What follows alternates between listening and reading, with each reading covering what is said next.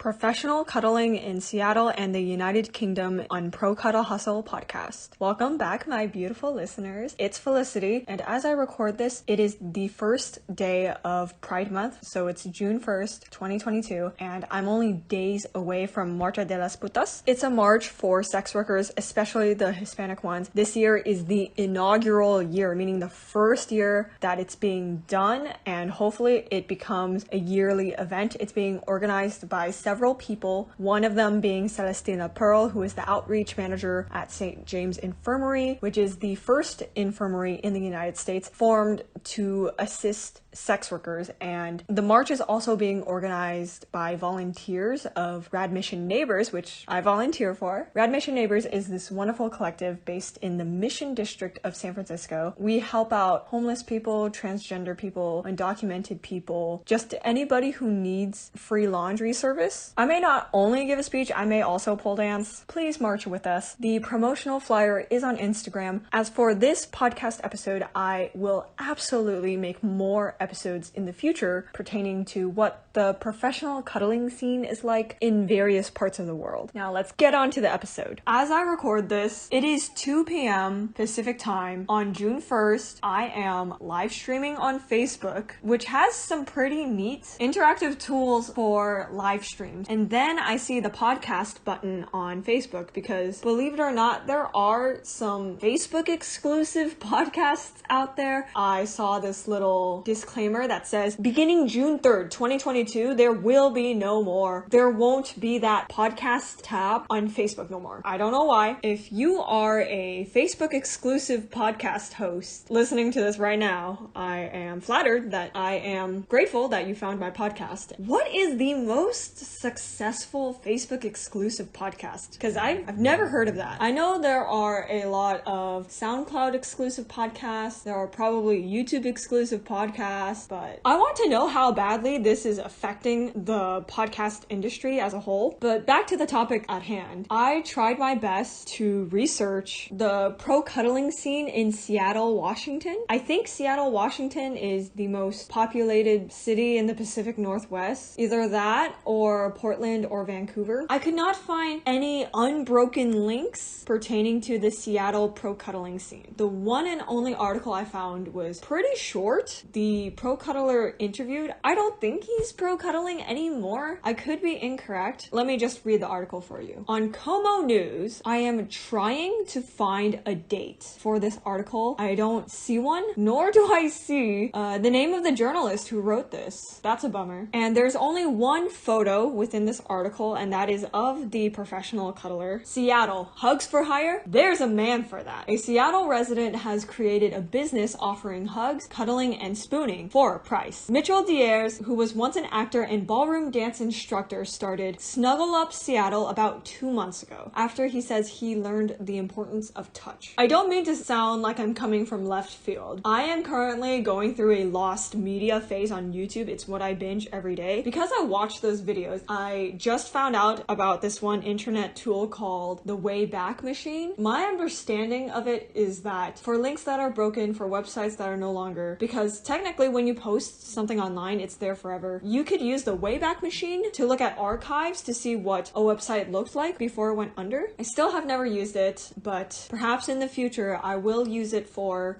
professional cuddling research purposes. Back to the article. Most of Diers' sessions involve meeting with clients in a coffee shop for hand-holding or for conversation or traveling to their homes. Cuddling is part of what he offers, as is snuggling and spooning or even watching a movie together. He has strict policies about hygiene and does not allow inappropriate touching. I don't do this anymore, but in the past, I would meet up with cuddle clients, and these are first-time people. I would meet up with them in a coffee shop after we talk for, 15 minutes, and I would not get paid for those 15 minutes. I would get in their car, and then they would drive me to their house. I would just blindly trust them. That's not very safe. You could argue that meeting up with strangers in their houses to quote-unquote cuddle is also dangerous, but if I had to choose between getting into a car car with someone who will not pay me for the preliminary coffee shop meeting, then I probably don't want to get into their car and trust that they'll take me to the right location. And the car ride is also probably not going to be compensated for. A preliminary meeting plus traveling to the Cuddle location, whether you're doing it by walking or getting into their car, that's a lot of time already taken up. And an hour can easily go by. That's a story for another day. Back to the article. It's nice to have touch. We don't have that in America as much, he added. Touching is a basic human need, and it's something I believe in. Prices start at $35 for 30 minutes and $60 for an hour. Diers also offers his services at corporate events. This is one of the very few instances where I hear about a pro cuddler offering half-hour sessions. Contrary to popular belief, if you offer half-hour sessions, you don't have to make it 50% of your hourly rate. You can make it 100% of your hourly rate. You can make it more, like 200% of your hourly rate. Cuddling people at corporate events. I don't really understand what that means. Can someone explain to me what that means? I've also gone to a couple of cuddle puddles before, he said, smiling, referring to the slang of a group of people cuddling together. I wonder if this person is no longer a professional cuddler but still goes to cuddle parties. Similar businesses have popped up in Portland and in New York. There are hyperlinks for both Portland and New York. Diers says he doesn't have a significant other, so he doesn't worry about making someone jealous. His parents too weren't an issue. Both of my parents are artists and hippies, so when I told them about this, they were like, okay, great, Diers said. I think everybody really does get, yeah, touching and human contact is nice. Why wouldn't somebody want that? And that is the end of the article. Okay, escorts who are listening, how often do you get people emailing you, texting you, messaging you, inviting you to a corporate event? Because I hate getting messages from people using escorting slang, and I know that a lot of professional cuddling borrows terminology from sex workers like in call, out call, but I hate it when I get clients who message me saying stuff like, do you do Greek? Do you do happy endings? Can I invite you to this one corporate event? I understand that the laws are mean, and if you were to talk about explicit things like how much for a condomless blowjob, you are probably talking to a cop who's trying to arrest you. I don't want to begin a session thinking that it's going to play out one way, but then it goes completely in the opposite direction that I anticipated. I have had people say things like, oh, I'm bringing you flowers. And I'm like, oh my gosh, that's so nice. But one flower was equivalent to $1, like they were trying to book me for sex. And then they would be like, I'm giving you this many flowers for our appointment. It's very frustrating when people don't do their research. Or maybe they do their research. They know I'm just professionally cuddling right now and they're trying to fill my head with fantasies, so I'll do things that I don't necessarily want to do, but they want me to do. Over a month ago, I started trying to find cuddle clients through the anonymous confessions app Whisper. I have not had much luck, even though people complain about not having a cuddle buddy there all the time. I recently got a message from someone asking if I do overnights, and I'm like, yeah, I charge this much per hour for cuddling, and this is my flat rate for overnights. And then he asked me if I guaranteed releases. Like, I hate it when I'm talking to submissive clients, because, you know, I'm a dominatrix. I hate it when I'm emailing submissives and they ask me if I guarantee orgasms. There is nothing wrong with enjoying sexual BDSM or only doing BDSM for sexual purposes. I don't think there's such a thing as a best sex worker in the world. I just don't think it's reasonable for any sex worker in the world to guarantee orgasms for every single person every single time. Like, you could have sex with your significant other every day for 10 years. You could know their body really well, they could know your body really well, and you don't orgasm every single time, or they don't orgasm every single time, or neither of y'all orgasm every single time, and that's completely fine. So that's my short rant. If you're a professional cuddler who gets paid for companionship through conferences, concerts, Broadway musical viewings, corporate events, congratulations. I miss when my cuddle clients would do that with me. Things have opened up where I live in spite of COVID. Unfortunately, I've done tours where I would get no pre-bookings. And so whilst I'm supposed to be on vacation, you know, enjoying my time, I would be working and trying to find some last minute clients on platforms such as Whisper. And it's just, I'm not saying it's impossible to find clients on Whisper, but it's sad. If you're a sex worker, regardless if you're a professional cuddler or a dominatrix, I want to validate you if you make a public announcement and no one pre-books. I wish you the best of luck if you are in a tight financial situation and you have to rely on last minute bookings. Best of luck to you. Okay, final note. I hate it when you are a very clear communicator. You elucidate, enunciate everything, and your cuddle client still thinks you're just speaking entirely in metaphors. My father is one of the many people out there who mostly speaks in metaphors. And it works because I understand what my dad is saying most of the time. If you've never met anyone before, I understand being afraid that you're talking to a cop. Using metaphors to speak, you might get yourself blocked, even if you don't have any malicious intent. Editing Felicity here. I am using the Wayback Machine, also known as web.archive.org. I typed in snuggleupseattle.com. Apparently, this website existed in 2014. That was a while ago. That is about 8 years ago. The tagline for the website is, "Sometimes everyone just needs to be held," which I don't think is the best way to phrase it. I would have made the tagline, "Everyone just needs to be held sometimes," but that's just me nitpicking. Ooh, Mitch not only has a half-hour and hourly rate, he also has a 45-minute rate, which is $45. 30 minutes, a little more than $1 per minute. 45 minutes, that's $1 per minute. 1 hour is $1 per minute. Okay then. How Como News spells Mitchell Dier's name is different from how Snuggle Up Seattle spells Mitchell's name. I am looking at his about page and it says, "My name is Mitchell Dier. I'm an actor, father, part-time philosopher, and professional cuddler. I am here to make you comfortable, warm, and secure. I have a bachelor's from University of Tennessee and MFA from the New School of NYC." I don't think this showcases your personality that much, and it definitely is not relevant to professional cuddling. I mean, if he had a degree in, I don't know, psychology or massage therapy or Reiki, one of those kind of holistic medicines, then I guess that would be relevant. He just lists his alma mater and not the degree. Moving on. I have been interested in human connection for a very long time. For quite some time, I have explored it through theater and story. The world is full of nuance in how we try to get our needs met and how we go about it. I've always been drawn to Eastern practices and metaphysics.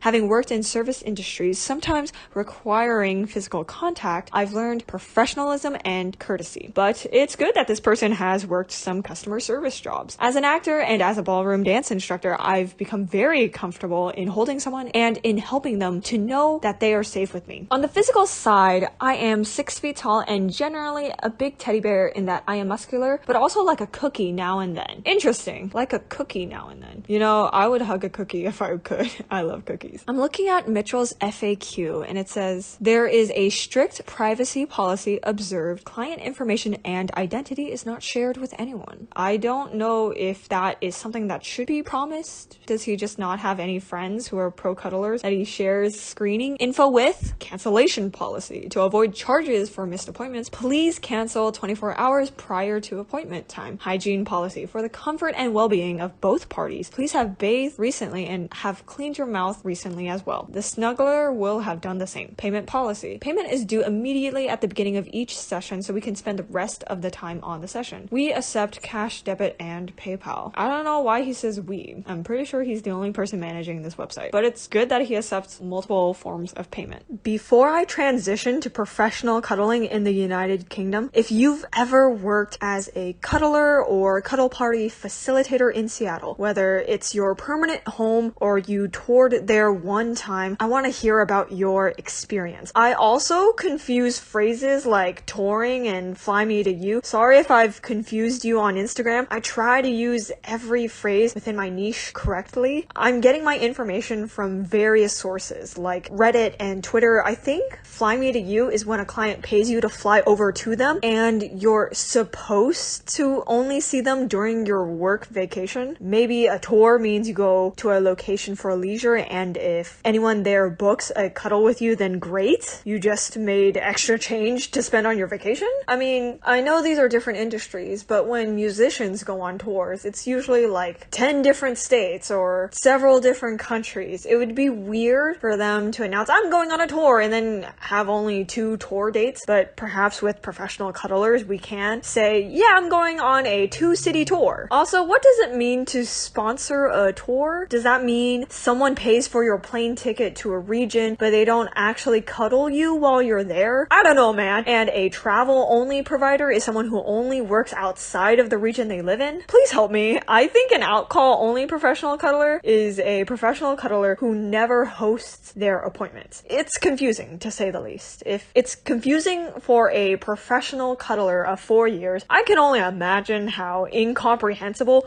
these terms are for cuddle clients. I want as much clarity as possible, y'all. If you've worked as a professional cuddler or cuddle party facilitator in the UK, please tell me all about it. If you've worked in both Seattle and the UK, I definitely want to interview you. Okay, you've been waiting patiently for me to discuss the United Kingdom, and I cannot talk about pro-cuddling in the UK without bringing up Kitty Mansfield. When researching the history of pro-cuddling in the UK, I found this website, cuddle-professionals.co.uk.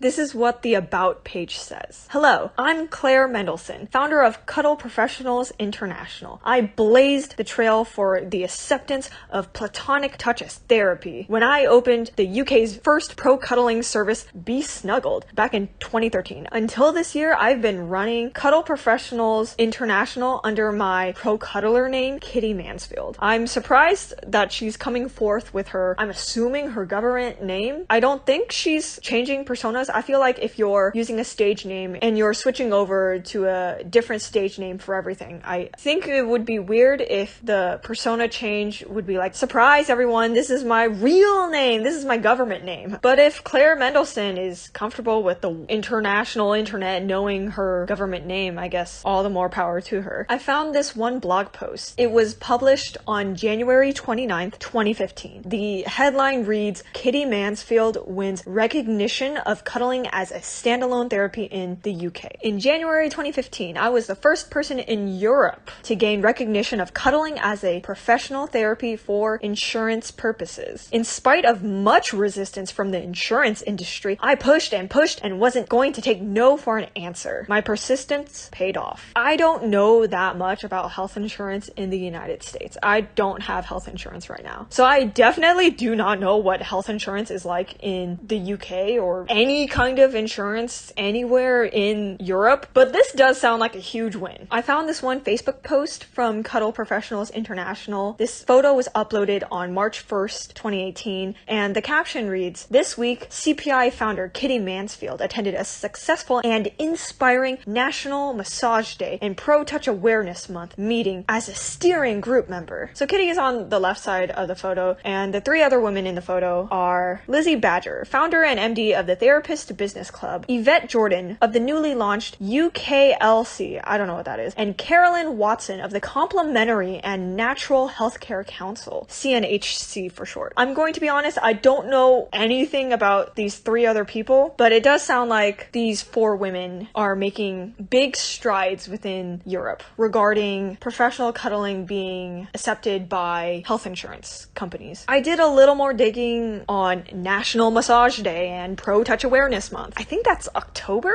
I think these are all just widely accepted things by the general public. It's not like a nationally regarded or internationally known ordeal. I apologize if I'm not using the right terminology for all this. Kitty Mansfield has been interviewed for Daily Mail, which I'm assuming is the most well-known news website in the United Kingdom. It's the only UK one I can name from the top of my head. Anyways, this March 28, 2013 article written by Bianca Lendon is titled Woman 45 Earns Up to £360 a Day Cuddling Men as the UK's First Professional Snuggler. Interesting headline. Kitty Mansfield from Ramsgate, Kent opens her arms to people who crave intimacy and want to cuddle on a sofa or in her bed and is earning up to £360 a day doing it. I don't know what the cost of living in the UK is. I'm sure it differs from place to place. I don't know where Kent is. £360 a day does sound like a lot. There's a bunch of professional photos in this article. The photographer's name is, I believe, Paul Amos, and I'm assuming he's a he has photographed Kitty cuddling, I'm assuming a client of hers. They're both staring at the camera in all of the photos, and the photos are huge. They take up huge chunks of the article, and I don't have scopophobia, but I am not used to reading articles about professional cuddling where photos take up a huge portion of of the article, and they're all the same two people looking at the camera professionally photographed. This 2013 article says that she charges 45 pounds an hour, and the value of a pound, I believe, is significantly higher than most countries in the world. This article says that she cuddles clients at her seaside home and encourages them to bring their favorite pillow, blanket, or teddy bear. That sounds nice. I feel like that's a lot of heavy items to bring to a cuddle appointment. Even if you have your own form of transportation, there's still that process of carrying those items from your vehicle to the location. She insists that underwear be worn at all times. Shorts and tank tops are prohibited. Clients should be wearing pajamas or a t-shirt and tracksuit bottoms. Kitty has written a Cuddle Sutra for her clients, which is filled with detailed descriptions and illustrations before deciding exactly how they'd like to be snuggled. Kitty Mansfield has also been interviewed for this one website called Digital Spy. I had never heard of it until now. On March 27th, 2018, the journalist Ian Sandwell published the article with the title, "This Morning Viewers Baffled by Professional Hugger. Sometimes we all just need a hug, but that didn't stop This Morning viewers being baffled by a professional hugger on today's show." I'm guessing This Morning is a morning news segment in the UK. The newscasters opened the show by talking to Cuddle Professionals International founder Kitty Mansfield. At this point, it switched names from Be Snuggled to Cuddle Professionals International. Kitty Mansfield says cuddles are as costly as going to a massage. I don't know how much massages cost in the UK, but viewers at home couldn't believe it was a thing. Quotations. Ethical touch therapist? Professional hugger? 50 pounds an hour? I'm in the wrong job. April Fool's Day is next week, unquote, joked one viewer. And then there's a bunch of screenshots of people on Twitter reacting to this morning news segment. The article very briefly brings up male suicide rates in the UK. I'm not going to expand on that. Last but not least, I came across this one Cambridge News article written by the journalist Rachel McMenemy, published March 5th, 2018. The title is "What's It Like to Be a Professional Cuddler?" There is a video attached to the article, but you have to watch an ad for it, and then once you do get to the video, it's just a bunch of still photos with captions. No audio, just stock images with captions. It's not that engaging. Don't bother. Kitty Mansfield was asked, would you feel comfortable hugging your colleagues? And I don't know how to interpret this. I don't know if it's like, if you have a vanilla job on the side, would you feel comfortable cuddling your coworkers for money? I don't know if it's, do you feel comfortable cuddling other professional cuddlers? Would you accept bookings from other pro cuddlers? Like, would you accept their money to cuddle them? But anywho, her response is, I've been a qualified holistic therapist for 15 years, and I'm also a Reiki practitioner and companion animal bereavement counselor. Don't ask me about that. As a massage therapist, I'm obviously well aware of the power of touch to soothe and heal, but I felt a piece of the jigsaw was still missing. There was a blind spot in the current wellness industry. Massage is too structured and psychotherapy too distant. Quite by accident, I read an article about someone in upstate New York who was offering cuddles as a service, and I had a light bulb moment. I saw cuddling, or ethical touch therapy, as I prefer to call it, as a logical extension of and vital addition to the therapies I was already offering. Now, my qualms with the term ethical touch therapy, it's the same as my qualms with the term ethical non-monogamy. People who don't partake in it never have to label themselves as ethical, so why should we, us, me? I prefer the term platonic touch therapy or platonic touch practitioner because it is non-sexual. And if I wanted to prove that it was an ethical practice, I shouldn't just smacking a label, ethical, moral, whatever, does not intrinsically make it better, moral, ethical. Kitty Mansfield says, I recognized the need for regulation within the profession, a comprehensive training course, a professional membership body to provide a support network for cuddle professionals, and a dedicated cuddle practice insurance policy. Last year, I launched Europe's first professional cuddling agency, showcasing certified and trained ethical touch therapists that prospective clients can browse with confidence. I know that was a lot of words, a lot of syllables, and that's why I avoid using terms with a lot of syllables. It's why I default to pro cuddler. She says most of her clients are male, and according to Kitty, men are told too often that a cuddle can't be platonic, but women are freer to express themselves through hugging their friends. She says most men are never taught gentle, non-sexual touch, or that they can touch and be touched as platonic expression of joyful human contact accordingly. The inappropriate, over-sexualized touch our society fears runs rampant, reinforcing our culture's self-fulfilling prophecy against men and touch. Men are boxed in by our cultural expectations about what a man is and not allowed to do, and the limitations placed on men extend to their physical expression through touch. Then the journalist says, "You can be the first pro-cuddler in Cambridgeshire." I think that's a direct message to the audience. Kitty says, "We currently don't have a cuddler in Cambridgeshire." I may be butchering that word, so I'd be delighted to hear from anyone who lives there, has an interest in holistic therapies, and would like to train to join us. She says, "All professional cuddlers use a client contract.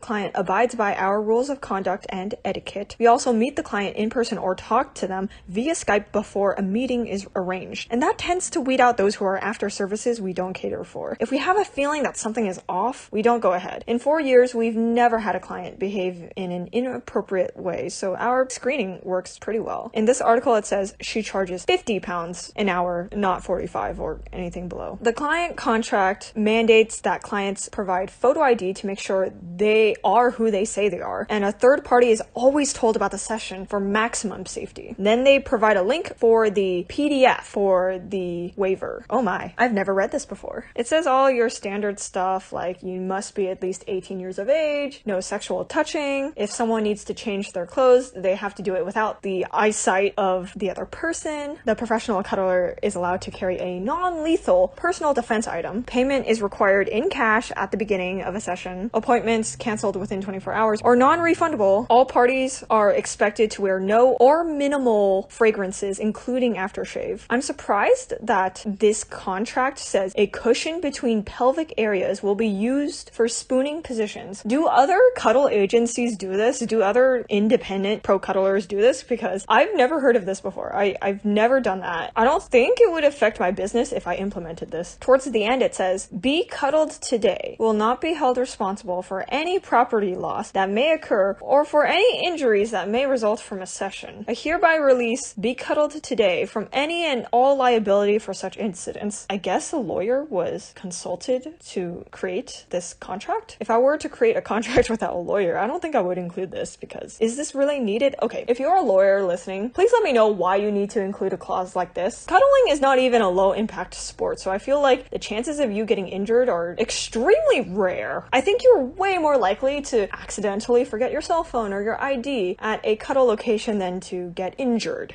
Going back to the article, it talks about the cuddling packages. There's a silver screen snuggle where it's 2 hours long and you watch a film. The customer can bring their own movie and popcorn is included, and that costs £100, £50 times 2. There's the sporty snuggle where you watch a sporting event with a provider for £50 an hour or pro rata. I don't know what pro rata means. Lastly, there's the Zen snuggle, which combines hugging with meditation, costs £50 an hour or pro rata. I don't really know how to combine hugging with pro meditation. I have never hired a expert to guide me through a meditation session. I know there's a bunch of meditation stuff on YouTube, but please don't ask me any questions about meditation. Despite being Chinese, I know very little about it. Oh my goodness, I just received some emails saying that multiple people joined my Patreon today. I'm so not used to more than one person joining within a day, much less multiple people subscribing to my $10 tier. This is such a shameless plug. Anyways, thank you so much for listening. If you are one of my patrons, thank you so much for supporting this podcast. Pro Cuddle Hustle is a passion project for me. Your patronage is not only supporting me, but the current and aspiring pro cuddlers who listen to Pro Cuddle Hustle. If you haven't already, please leave positive reviews on Spotify, YouTube, Listen Notes, Castbox, Podchaser, and Podcast Addict. Perhaps I'll read your review in a future episode.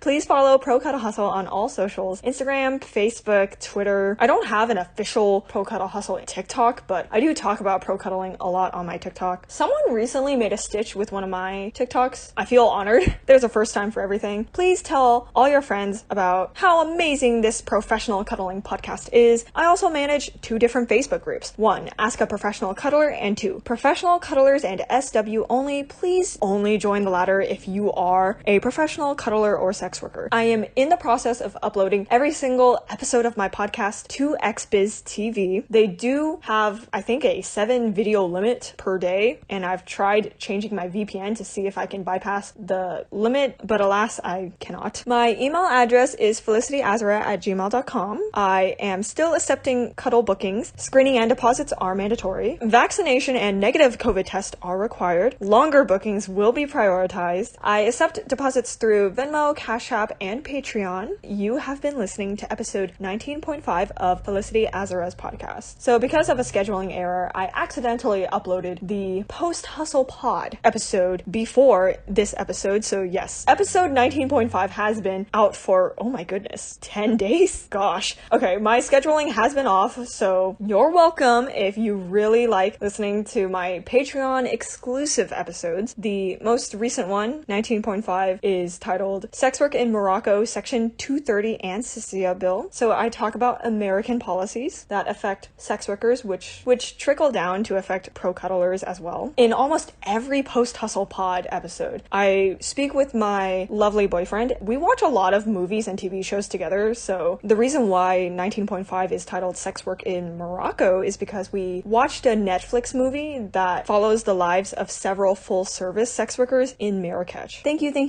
you for helping me in all the ways that you do. I'm currently experiencing a heat wave. My heart is with you if your region is also experiencing a heat wave. I hope you all can stay indoors in an AC ventilated building. Happy summer solstice to all who celebrate, and I'll catch you all next time. Goodbye.